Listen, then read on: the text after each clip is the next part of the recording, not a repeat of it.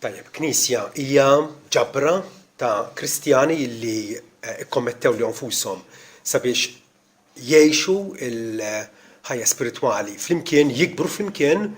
Hemm diversi tip ta' knejjes kif tafu sewwa, mhux kollhom ma tal-istess kwalità fid-dinja tagħna, knejjes li huma fidili lejn Sidna Ġesu Kristu u knejjes illi ħanidu hekk irriġeneraw illi marru lura. Il-Bibja tafżana dwar dan il-periklu kbir u sansitra issejħilhom sinagogi ta' Satana. Ġifieri knisja tant tista' tkun fil-waqt li esternament forsi n-nies qed jiltaqgħu f'dal-bini magħruf bħala knisja, però li jkun qed isir bejniethom ma jkollu x'jaqsam xejn mal-mandat illi ħallilna Sidna Ġesu Kristu. Wallu tajjeb sa fit-tmiem is-sena anke forsi nħarsu lura u naraw kif qegħdin niffunzjonaw bħala knisja. Qegħdin nilħqu lan tagħna, qegħdin ta' bilħaq noġbu lil mulej fil-fatt li jekk inti membru fitil ta' il-knisja, f'din l-aħħar sena nikkalkula li tħalt f'dan il-bini xi 130 darba. Għalfejn dal-impenn, għalfejn din il-dedikazzjoni illi rridu niltaqgħu flimkien u rridu naħdmu flimkien. U qegħdin nilħqu lan tagħna għaliex ħafna drabi illi ninvolvu ruħna f'attivitajiet u ħafna drabi attivitajiet blama mingħajr ma jkollna sens ta' missjoni. Nibdew forsi anke nimpressjonaw xulxin, però meta nagħtu rendikont lil Sidna fl-aħħar jum inkun nistgħu nagħmlu dan b'konfidenza. Allura il-Bibja tgħinna ħafna f'dan ir-rigward għaliex fit-Testament il-Ġdid partikolarment tagħtina standards, tagħtina normi biex aħna nkunu kapaċi narfu tajjeb aħniex involuti fil-Knisja illi ta' bilħaq Alla kapaċi jonora u jberika. Ħadd m'għandu dritt ibaxxi dawn l-standards, ħadd m'għandu dritt jibdilhom. Li ħanipprova nagħmel jiena ħanipprova nagħti xi karatteristiċi.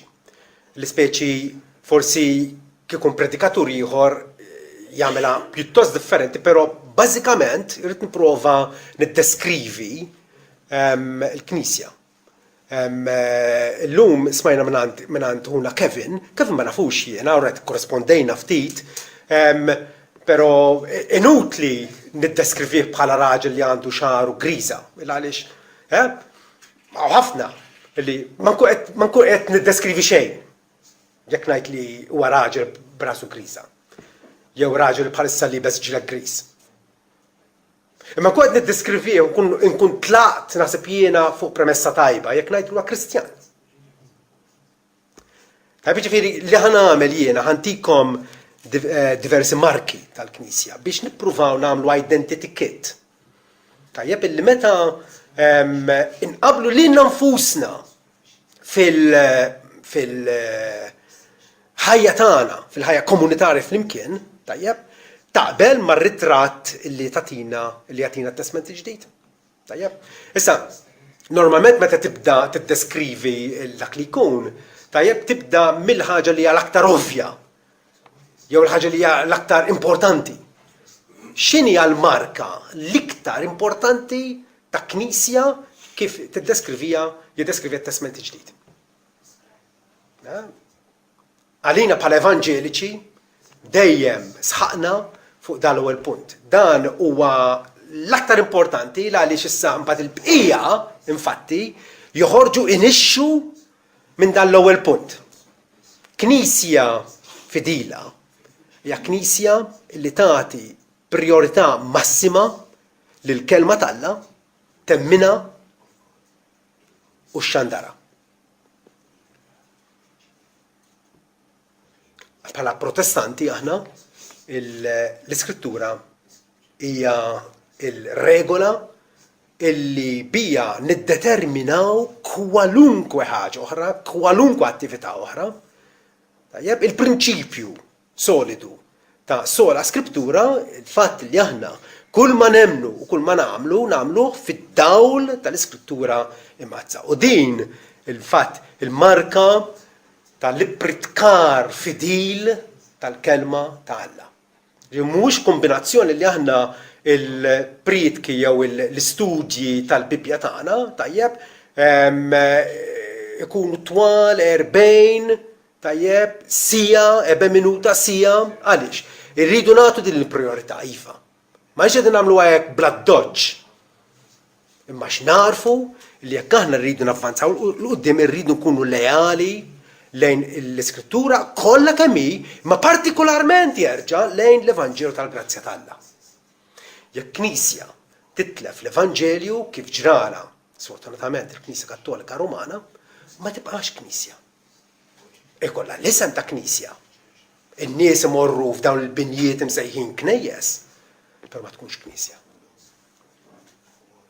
Kwalunkwe Knisja hija responsabbli illi iżżomm sħiħ mal-Evanġelju tal-Grazzja t'Alla, u ċoħe li aħna salvati bil-grazzja mingħajr l-iċken mertu tagħna, mingħajr l-opri tajba tagħna, tajjeb, salvati bil-saħħa ta' Kristu bis-sakrifiċċju wieħed tiegħu fuq is-salib.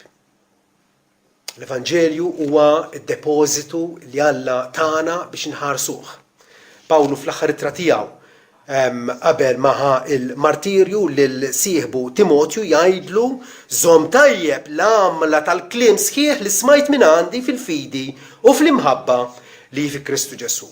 Ħares dak id-depożitu sabiħ tal-verità mod lilek permezz tal-Ispiritu Santu li jgħammar fina. Jekk aħna ma nafuwiex l-Iskrittura ħanħawtu żgur. Jekk l-Iskrittura inżommuha bħal dak il-fanala riġlejna dawla l-modija tagħna, allura diġà hemmhekk qegħdin fit-triq it-tajba. Tajjeb, il-kelma sħiħa t'Alla, b'mod partikolari l-Evanġelju, ġifieri rridu nkunu kemm personalment kif ukoll anke ma' ħadd ieħor nkunu kapaċi ngħidu kif bniedem jista' isalva, kif jista' jmur il-ġenna wara mewtu. Dik hija ħanejdu hekk il-mandat li tagħna Sidna Jesu Kristu. Morru xandru l-Evanġelju l-kull maħluq. Min jemmen u jitamet ikun salvat, min memmenx ikun kundannat. L-Iskrittura tajjeb għalina bħala Knisja kienet u tibqa' bl-għajnuna t'Alla.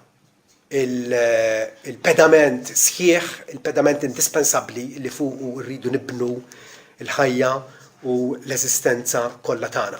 Hemm karattru fil-Bibja Eżdra, li għandna l-ktieb tal-Eżdra infatti.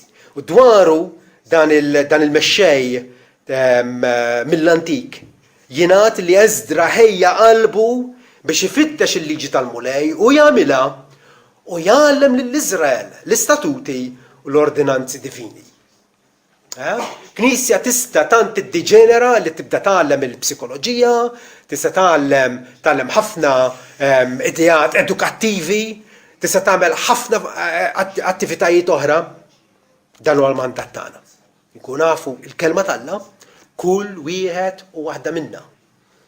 Kull wieħed u waħda minnha huwa responsabbli. Pawlu jgħid lill-Knisja kollha kemm hi. Mhux biss il-mexxejja tagħha, il-Knisja kollha kemm hi, Kolossin 3:16. Ħatammar fikom bil-kotra l-kelma ta' Kristu f'kull erf, billi tgħallmu twissu lil xulxin b'salmi. Jiġifieri għalhekk niltaqgħu aħna sabiex insaħħu lil xulxin fil-kelma tal-verità, dik il-kelma li tagħmilna ta' bilħaq ħielsa, spiritwalment ħielsa. Pawlu jżomm ukoll lil Timotju responsabbli u jgħidlu fil-tieni ittra li kitiblu jgħidlu għaġġel jew rsisti għamel mill-aħjar biex tidher quddiem Alla bħal wieħed ippruvat ħaddiem li m'għandux minn xi jistħi li qassam bir-reqqa il-kelma t'Alla. ċoe illi meta tgħallem il-kelma tinterpreta jew tfissira b'mod korrett. Altrimenti il-Knisja tisvija, il-Knisja titħarbat, il-Knisja titlef il-missjoni kollha tagħha. Meta inqara ċerta disgwit fil-Knisja bikrija fil-bidu tagħha net, fl-infanzja tagħha. Tajjeb, l-apostli kienu jafu x'inhu d-dmir tagħhom li x'għandu l-kelma jgħalmuha u jitolbu u allura qalulhom għal din il-ħaġa rigward tqassim tal-ikel għażlu 7 irġiel. Imma aħna nagħtu ruħna kuljum għat-talb u għall-Ministeru tal-Kelma. Ma ħallew xejn, ma ħallew ebda problema, ebda ostaklu milli tfixkilhom. Ix-xogħol tagħna huwa li nagħlmu l-kelma. U hekk Alla jridna nkunu illi nitgħalmuha aħna nfusna sabiex nagħlmuha wkoll lil ħaddieħor. Meta Pawlu mar f'Korintu għandna diversi ħjiel dwar l-attività tiegħu, però din baqa' hemmhekk sena u 6 xhur jgħidilna. U x'kien qed jagħmel? F'sena u 6 xhur jgħallem fosthom il-kelma t'Alla. Ma ħalla xejn ifixklu. Jgħallem il-kelma t'Alla. Dik li għandna bżonn. Il-bniedem ma jgħix bil-ħobż biss ma b'kull kelma li toħroġ minn fuq Alla. Illum il-Knisja qiegħda tbati, hija enemika, hija dgħajfa għax il-Kristjan komuni li jmur il-Knisja kull nhar ta' ħadd ma jafix l-Iskrittura. Ma jafix. Għandu xi ħiel imma prattikament baqa' tarbija. Din hija l-ewwel marka. L-ewwel karatteristika ta' Knisja fidila. It-tieni, il-Knisja jeħtieġ li tkun Knisja qaddisa. Jekk hemm xi ħaġa l-Iskrittura ta' meta naqrawha, meta noħduha bis-serjetà x'tagħmilna tqaddisna. Tatina li nobodu d-dnub u l-vizzju u tatina wkoll il-qawwa biex aħna nimxu fil-modijiet tas-sewwa ta' ġustizzja. Knisja jeħtieġ li tkun qaddisa, isseparata għal Alla, u ċoja bħalma jgħidilna fl-ittra lil-Lut tfittxu s-sliem u l-qdusija li mingħajrha ebda bniedem ma jara l-mulej. Mela ċertament il-qdusija u ċoja li aħna ngħixu ħajja safja, ħajja moralment dritta, ħajja li hija konformi ma' kull kmand illi tagħna Sidna Ġesu Kristu. U hemmhekk meta qegħdin ngħixu f'dik l-umiltà, f'dik il-ħlewwa, f'dik il-mansjetudni, f'dik is-sottomissjoni għal-liġi t'Alla, dik il-Knisja l-Iskrittura tassigurana tkun Knisja magħquda, Knisja unita. Għaliex? Għax ma nkunux qed nfittxu l-interessi tagħna, ma nkunu qed nfittxu wkoll l-interessi ta' ħaddieħor. Għaliex ħafna knejjes jinqasmu u jkun hemm il-problemi, u jkun hemm id-disgwit, u jkun hemm minn kull tip ta' rukaza, illa għaliex m'hemmx qdusija. M'hemmx qdusija. L-Iskrittura tafas ħafna kemm jeħtieġ inkunu biżla biex immantnu relazzjoni ħajja ma' Alla l-Missier fit-talb tagħna, fid-devozzjonijiet tagħna.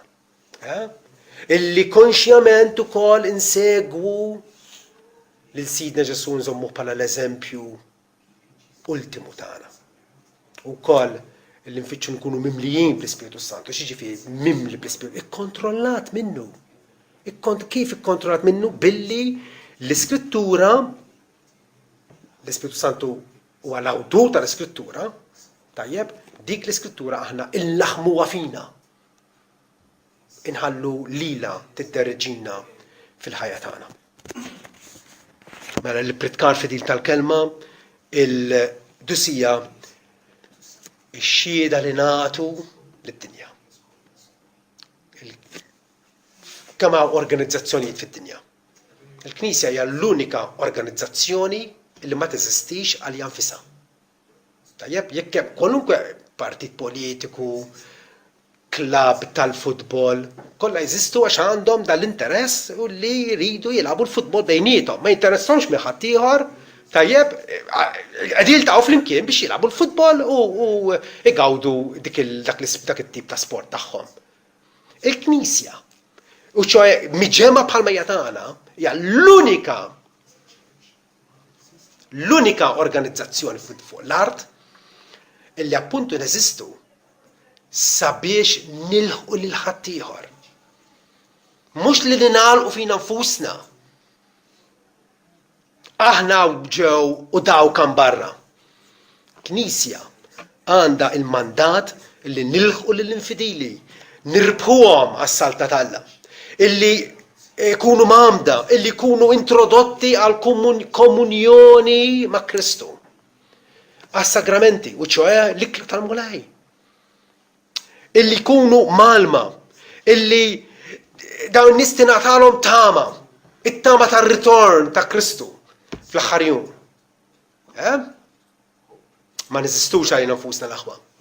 Forsi hawnhekk ma nafx, forsi nonqsu xi ftit, jew inqasna xi ftit dil-aħħar sena, iġġudikaw intom.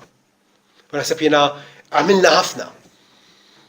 U partikolarment xi wħud fostkom naf li għandhom qalb għal mitlufa. Però naħseb kapaċi nagħmlu ħafna iżjed. Li aħna nilħqu lil ħaddieħor bl-Evanġelju tas-saltna tagħna. Kif smajna fl-ewwel qari il-Knisja f'Antjokja, Knisja miġbura, Knisja li qiegħda fil-preżenza tagħha, Alla jsejjaħ il-Pawlu u l-Barnaba sabiex isifru ħalli l-Evanġelju mħaddam minnhom jgħadduh anke lin-nies il-bogħod. Nies il-bogħod.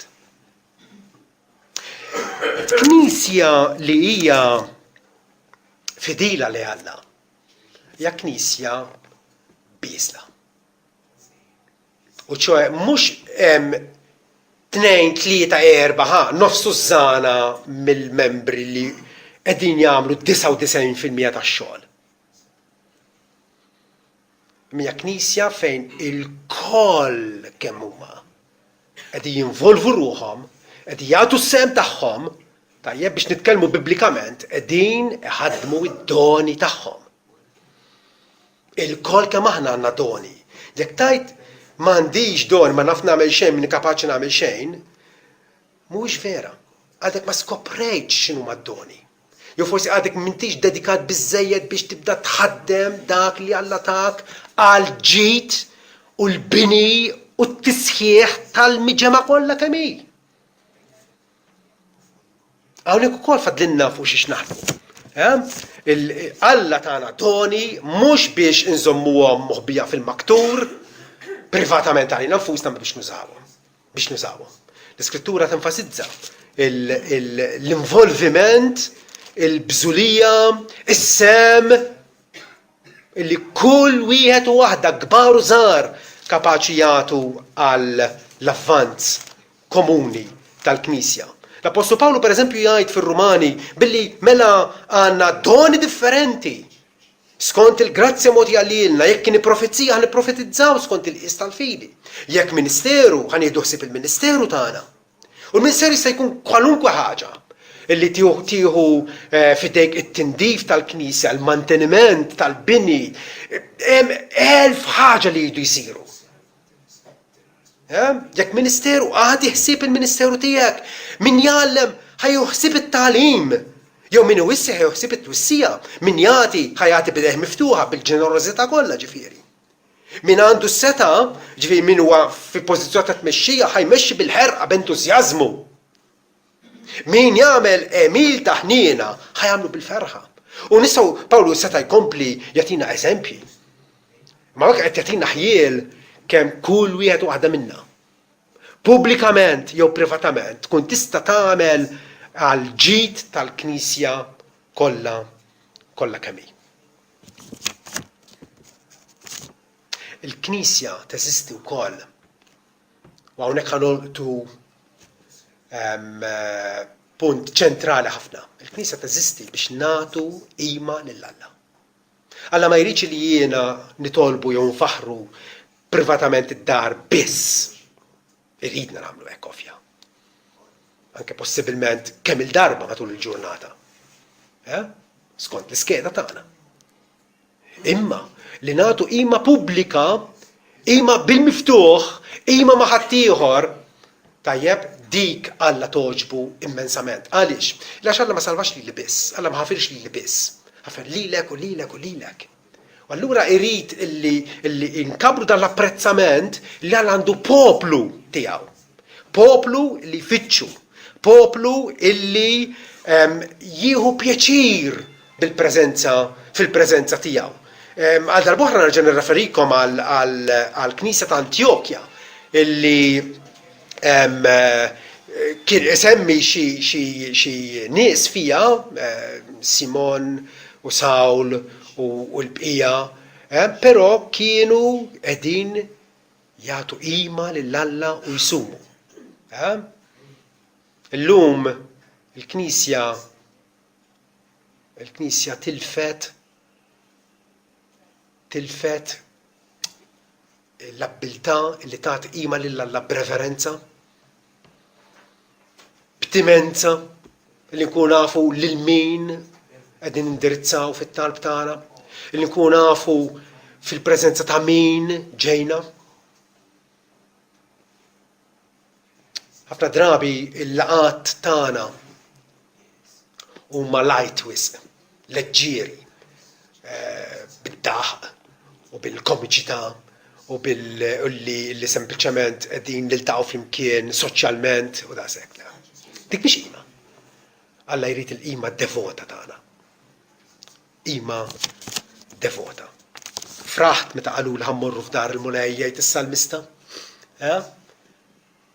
Meta niġu hawn biex nagħtu qima lill-mulej, kemm niġu predisposti, imħejjija fil-qalb u fil-lisien sabiex lill-Alla imuh fl-ispirtu u fil-verità.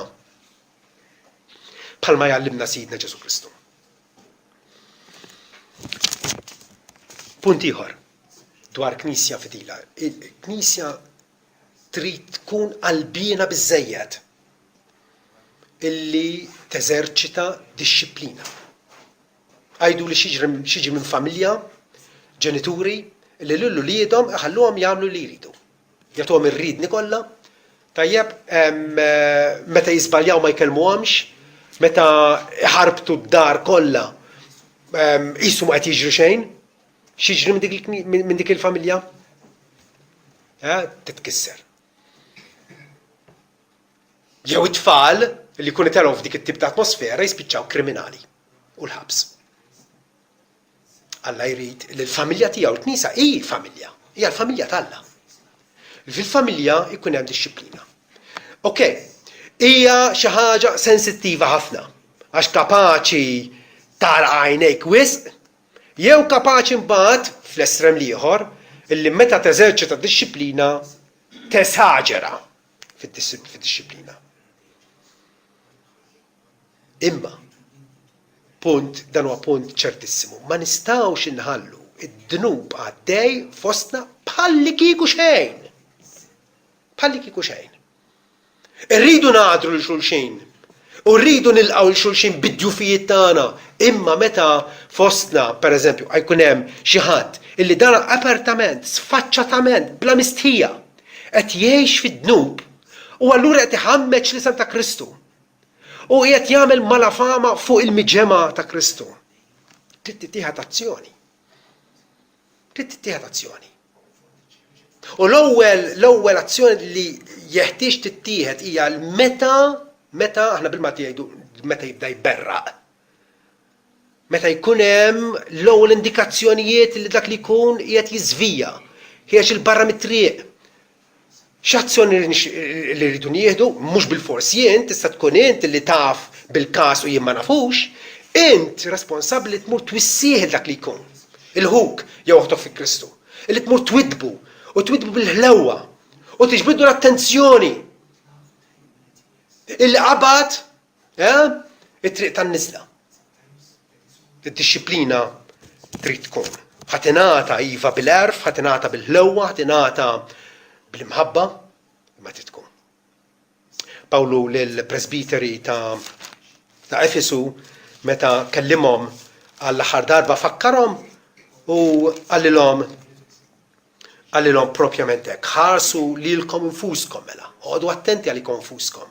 U l-merħla kollha li fuqha l-Ispiritu Santu għamilkom assisa. Għamilkom overseers. Għamilkom sopristanti, ġifieri intom qegħdin tassu fuq ħadd ieħor għal ġid tagħhom. Mhux bħala pulizija, biex toħorġu ċitazzjonijiet, imma il-mexxej fil-Knisja għandhom responsabilità solenni illi jissorveljaw il-merħla. Imma anke fuq li jarġa' livell aktar prattiku, int responsabbli minn ħuk. Ma nistgħux nagħmlu kif għamel Kajjin meta laqallu fejn ħuk. Kien għadu kif qatlu. U Kajjin biex ifarfar għallu jaqgħu jiena għassa taħja, imma iva aħna għassa ta' xulxin, għal ġid ta' xulxin. Jekk il-dak li jkun jimportak minnu, ħatiftaħlu għajnejh, ħatkellmu. Mhux ħatagħtih darek u tibqa' miexi bħalli kieku ma jiġri xejn. Għalhekk ħarsu li konfuskom, ħarsu l-merħla li fuq l-Ispiritu Santu għamilkom assisa sabiex tiraw il-Knisja tal-Alla li hu xtara b'demmu stess. Meta ngħidu tiraja ġifi b'dik l-ozza, tajjeb, il-raj qatt ma jħalli lill-merħla tersaq lejn id-dabien jew lejn xisies biex il-naġa taqa' l-isfel jew tkorri. Meta wissukom, meta niftulkom għajnejkom, ħuduha bħala azzjoni ta' mħabba.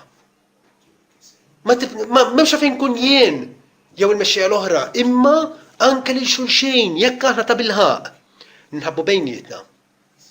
Iva, kif qal Ġesu. Meta hu kidneb kontrik, mur u għajdlu id-difett tiegħu. Int u hu waħidkom. U jekk hu jisimek tkun irbaħt il-ħuk. U l-ħaġa tispiċċa hemmhekk. U kun nistgħu nirringrazzaw il-Alla li fejn seta' infetaħ periklu kbir, dak il-periklu sewwa. U nibqgħu mexxin quddiem. Il-Knisja tkun knisja fejn tingħata dixxilpina. U issa rid insemmi, stajt semmejt tat-tieni waħda, però qegħdin nagħtu dal-identity ticket. Kollha importanti. Knisja trid tkun magħrufa għall-imħabba ta' bejnietna. L-imħabba. Mhux qed ngħid mill-kelma mħabba sentimentaliżmu u ta' nieq u bews. Għalkemm għandna nieħdu bidejn xulxin skont il-kultura tagħna li nuru li importana minn xulxin. Meta ngħid tħobb, jiġifieri tfittex u tara. Int personalment kif tista' tagħti minn ħinek, mill-abiltajiet tiegħek, mid-den li ta' Alla sabiex taġevola, sabiex ittejjeb lil ħaddieħor.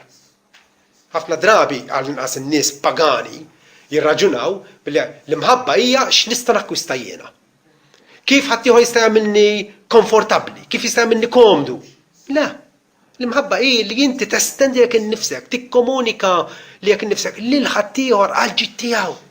Għal ġid tiegħu. Għalhekk ħafna drabi fl-Iskrittura fejn tissemma l-imħabba tissemma xi qotja. Għallek ħabb id-dinja li ta' lilli bew waħdini tiegħu. Jekk l-għadu tiegħek bil-ġuħ, itimaw. Jekk bilaċ isqieħ. Kull darba l-imħabba taħdem billi tagħti. L-imħabba hija ġeneruża, hija beninna, hija ħelwa, tara kif ittejjeb il-ħaddieħor. F'dan is-sens qegħdin ngħidu illi Knisja jeħtieġ u ma nistgħux ngħidu li wasalna. Pawlu t-Tessaloniki għalilhom jiena nifraħ bikom il għaliex u għasandi għalfejn ngħidilkom biex tħobbu l-xulxin, da diġà qegħdin tagħmluh, imma jiena rrid neżortakom biex tagħmluh aktar u aktar bħalli kieku qatt mhu biżżejjed illi nħobbu l-xulxin. U għaddejn illi jien ma nistax niskontah la miegħek u lanqas miegħek. U għaddejn daqskemm ħabbni Alla issa jiena obbligat li nkun strument ta' l-istess barka tiegħu għal ħaddieħor. Allura iva, jew nżommu quddiem għajnejna x'jgħidilna Sidna Ġesu Kristu nnifsu. Kwanda minn ġdid nagħtikom. Li tħobbu xulxin bħalma ħabbejtkom jien hekk ukoll. ħobbu intom xulxin. Din tibqa' marka indispensabbli. Marka illi id-din nies mitlufa forsi ma jkollux paċenzja jisimgħu it-teoloġija u jisimgħu versi mill-Bibja. Imma kulħadd jifhem il-lingwa tal-imħabba. Kulħadd. Met inti flok ma bqajt komdu jew flok ma qasamt it-triq u mxejt fuq in-naħa l-oħra, imma innotajt li hemm raġel ferut fuq in-naħa tat-triq u mortejnu u ġbartu fuq il-bima tiegħek u ħadtu fil-lukanda. U ħallaslu wkoll għall-kura tiegħu. Dik il-imħabba. Met inti tieqaf mill-ħajja sfrenata tiegħek li inti tant mobbi bl-interessi tiegħek u tieqaf għal ġittad ieħor.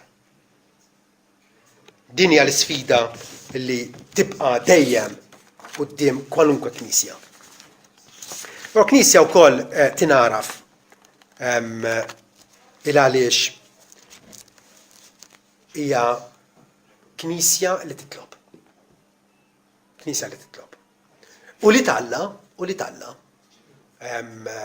jitolbu, jitkellmu ma' missierhom. Huwa sinjal qawwi tal-relazzjoni ħajja li aħna mantnu mal-ħalliq tagħna x'vera. Jekk int miġġiet ma' xi ħadd ma tkellmux. Imma jekk inti għandek pjaċir b'ħadd ieħor, ħadd tfittex iżżuru, ħadd investaħ, ħadd titkellem miegħu, ħadd qatta ħin fil-preżenza tiegħu, toġbok il-kumpanija tiegħu. U talb dak li hu. Huwa komunjoni ma' Alla. Mhux hekk, imma wkoll li nistgħu nitolbu l-bżonnijiet tagħna. U bżonnijiet għandna kuljum. Id-dixxipli għarfu kemm Ġesu li mallem tagħhom kien sikwit jitwarrab u jgħod jitlob waħdu. U darba qalulu mallem. Għallimna nitolbu bħalma Ġwanni wkoll għallem lid-dixxipli tiegħu u Ġesu għallimhom. U allura naraw il-Knisja mill-bidu, wara li Ġesu tala lura fis-Smewwiet iltaqgħu f'din il-kamra ta' fuq, il-kumpanija tagħhom kienet madwar 120 ruħ jgħidilna u hemmhekk talbu. Kienu jitolbu, baqgħu jitolbu. Impressjonanti kif fl-Atti tal-Apostli, fejn għandna l-Apostli. Ħerġin bil-messaġġ, iridu jaqsmu kulħadd dil-bxara tajba ta' salvazzjoni bil-mewt il-qawmi ta' Kristu. Kemm il-darba Luqa jgħidilna isemmi it-talb. Isemmi it-talb. L-istess ħaġa wkoll jagħmel l-Apostlu Pawlu sikwit fl-ittri tiegħu. Kolossin 4 vers 2 huwa biss eżempju wieħed. Komplu fit-talb jew aħjar ippersistu fit-talb. Jekk hemm xi ħaġa, onestament, jekk hemm xi ħaġa li nixtieq nara avvanz qawwi fis-sena d-dieħla kellha jrid. Hija li meta palissa qegħdin nagħmluh kull 15 il-laqgħa tat-talb. Illi l-attendenza tkun ħafna aktar milli qatt kienet qabel. Ħafna aktar. Tal-inqas in-nies li qed naraw hekk kollha kemm huma. Il-fatt li inti ma tiġix għat-talb ifisser li prattikament l-Alla qed tgħidlu nista' ngħaddi mingħajr l-għajnuna tiegħek. M'għandix bżonn, nista' nfendi waħdi. Talb huwa kruċjali.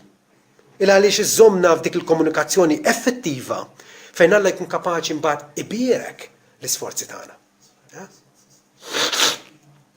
Skużawni. Knisja għal Alla jew ukoll knisja li tissepara ruħha mid-dinja. Qegħdin fid-dinja, jridu nagħmluha ma' ħadd ieħor, trid jew ma tridx, dan huwa għal Alla. Illi aħna fuq il-post tax-xogħol qegħdin naħdmu ma' nies illi ma jimpurtomx ħafna drabi minn ħwejjeġ spiritwali. Tajjeb, irridu nagħmluha magħhom, però ma rridux nieħdu sem mid-dlam tagħhom. U din hija sfida oħra. Knisja hija separata mid-dinja, separata mill-ispirtu, l-kultura ta' id-dinja. Rumani 12 vers 2 pereżempju jgħidilna taqblux ma' tid-dinja. Taqblux. Tħallux id-dinja tasarkom fil-forma tagħha. imma nkunu kapaċi li nieqfu fuq iż-żewġ riġlejna u ngħidu jien mhux se nobdi l-opinjoni pubblika. Mhux se nitkaxkar mal-kurrent tal-maġġoranza kif qed jaħsbuha. Għandna sit fuqna u da sit għandu l-jett jeżerċita il-jett tiegħu fuqna. Mhux vera. L-appell tal-Apostlu Pawlu kienu jibqa' relevanti, speċjalment għalina llum. Fejn jgħidilna għalhekk oħorġu minn ġo nofshom u nfirdu minnhom jgħid il-mulej u tmissu xejn imniġġes u jien nilqakom u nkun għalikom missier u intom tkunu għalija ulied subin u bniet jgħid il-mulej Alla li jista' kollox. Infirdu jew oħorġu minn ġo nofshom mhux fiżikament, ovvjament. Kieku fiżikament allura rridu mmorru ngħixu ġo xi gżira weħidna l-Kristjani kollha għalihom. Le, mhux dak l-iskop. Ġesejdin intom qegħdin fid-dinja, ma mintomx tad-dinja. F'dak is-sens nisseparaw ruħna moralment minn kwalunkwe ħaġa li tniġġes, li tħammeġ lil ruħna. L-aħħar marka tal-Knisja għall-Knisja tat-Testament il-Ġdid. Hija Knisja li kapaċi issofri għal Kristu. Palma Kristu sofra, aħna wkoll msejħin biex insofru. U dan ngħidu aktar u aktar meta nafu d-dettalin fals li sar tant popolari, tajjeb illi Alla jekk inti tiegħu ħajatik ir-risq, ħajatik is-suċċess, ħajatik kemm trid int flus, ħajatik il-saħħa qatt ma timrat u fuq kollox b'batija ma jkollokx. Dak huwa Vanġelu fals. Dak Vanġel fals. Il-Bibja tajt il-disċiplu se huwa msejjaħ biex isofri minħabba Kristu. Minħabba l-fedeltà tagħna lejh. Pawlu kien jafżhom lill-aħwa. Kull darba kull fejn imur kien jgħidilhom waqt li kien iwettaq l-erwieħ tad-disċipli u jħeġġiġhom biex jibqgħu fil-fidi u li b'ħafna taħbit jew ħajja b'ħafna persekuzzjonijiet. Jiġifieri id-dinja mhux se tkun taħmilna. Id-dinja ħad tkun kontrina. Meta titkellem ċar dwar l-Evanġelju, x'pandemonju jinqala. X'pandemonju jinqala.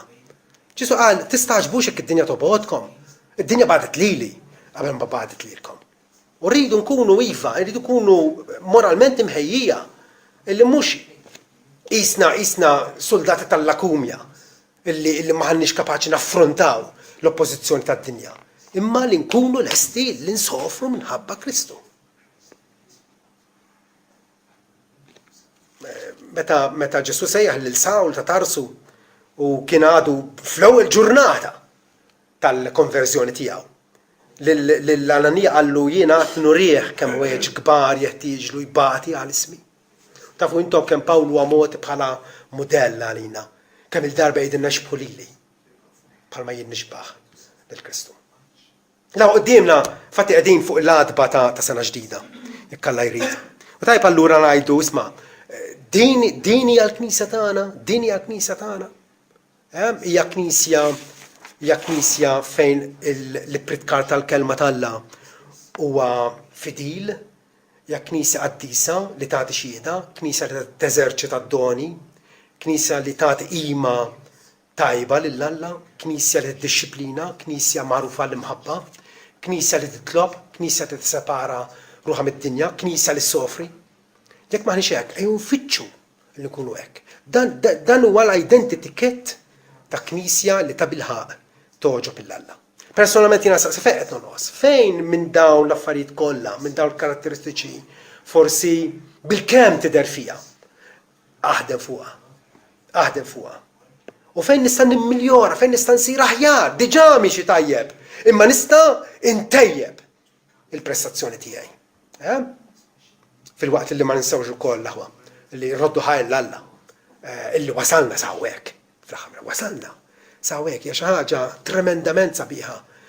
Samuel darba tlaqqa lin-nies u qalilhom u għamel plier tal-ġebel tajjeb u semmih Ebenezer. Sa hawnhekk il-mulej jenna. Din nista' ngħidha jiena. Sa hawnhekk il-mulej għenna. Imxejna dawn is-snin kollha flimkien. Xi wħud minnkom ingħaqadtu magħna dal-aħħar. Però il-fedeltà ta' Alla tibbrilla fostna. Alla żamna. Alla proteġina. Ejjew ma nabbużawx mill-grazza tiegħu.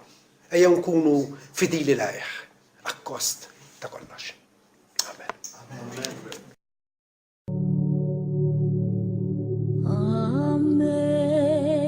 Amazing grace, how sweet the sound that saved a wretch like me. I was lost, but now I'm found, was blind.